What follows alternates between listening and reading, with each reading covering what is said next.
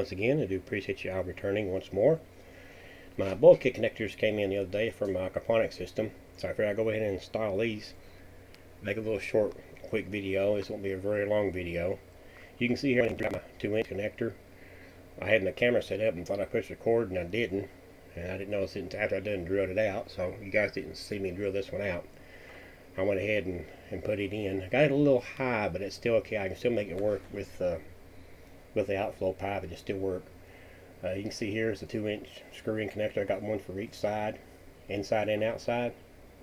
I went ahead and just tried these out and see how they would screw in. I have to get some Teflon tape. I may have to have it, I may not. They fit pretty tight. So you can see here, I just did a dry fit.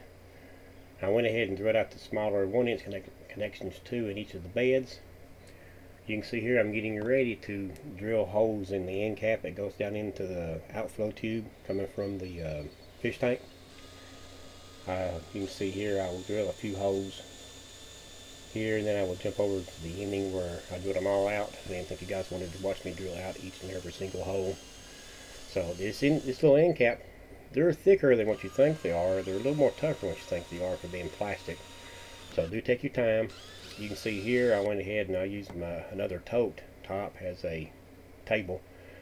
I was very careful not to poke a hole in this because I'll probably use this one as another fish reservoir in the future, but I still didn't want no holes in it. You can see here I do have the hole saws. I got a 2-inch one for the 2-inch holes. I got one for the 1-inch holes. These little hole saws are very, very nice. I do like these. It's the only really big component I had to buy so far. I do like these because the attachment that these come to, they just twist on, and then the end of it just pushes in with 2 little end prongs there. It holds it in place, which is real nice. You don't have to fight with no Allen wrenches or anything like that. You can see here a closer up view of it. When you use these hole saws, sometimes it's better to use these in reverse. I did a combination of both because now these will grab as they're cutting sometimes there, and if you ain't really careful, you can hurt your wrist, and possibly you can maybe break your wrist. So do be extremely careful when using these hole saws or any hole saws. Take your time. Don't get in a big of a hurry. I did use the 2-inch one on the metal bases of this tote that has the metal cage base on it, because it was just the perfect size to allow the 1-inch connector to fall through it. You can see here that I lined up about where I wanted it to put at, and I went ahead and drilled out the 1-inch connection here. This is the top of one of the totes that's in the top part of the cage. Of course, it had rained a couple of days before that, and it caught a little water, so I didn't dump this out. So I just went ahead and drilled a hole through it and let it run into the sump. Hopefully here over the next couple of rainy periods here, I might get enough water to fill up all the totes so I can get ready to put my gravels and stuff in and get my fish ordered. I didn't want to use chlorinated water. I may end up still doing it. There is a treatment you can get that will remove those chemicals. So if you have to use it, please do get it. I will put a link in another video when I get ready to do that myself. Of course, to be my luck, when I get ready to do this, it won't rain any, and then I'd have to use regular tap water. But so far it's been raining pretty regularly here, so that's because I ain't been doing any more follow-ups to the system here so far. So you can see here I just went ahead and dry fitted this into the system. I went ahead and you can see me here picking off the little burrs from the cutter.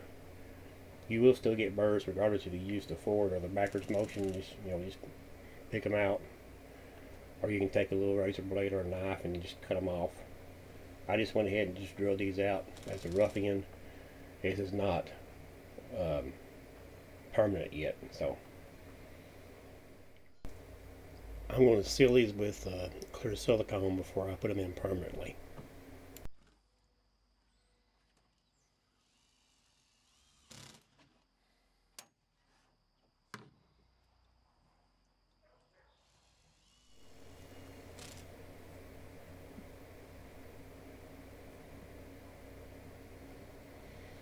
You can see here I'm getting ready to drill the base out.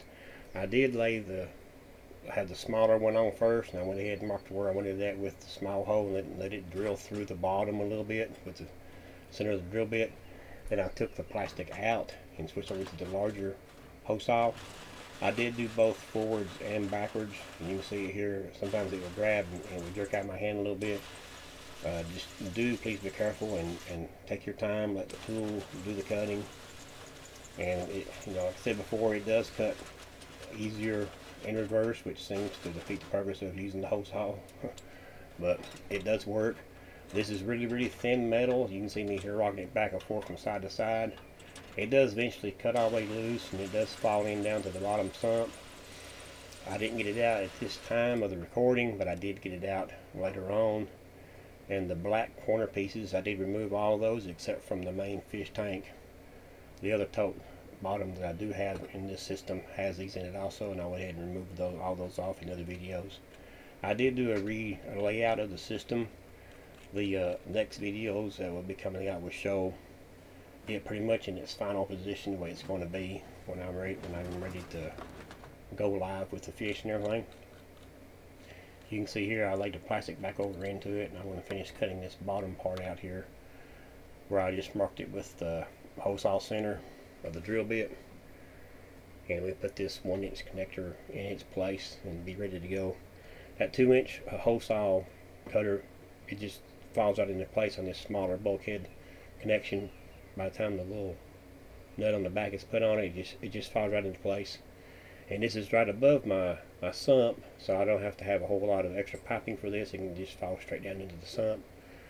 Only other piping that I would have to have is the return split back into the tank, and the ones coming from the very far beds on the right hand side. But that'll be in another video of those. I have to wait for the remaining parts of this one particular size to come in. They was out of them, and I was trying to buy as much as I could locally. The bulkhead connectors, I did have to order these.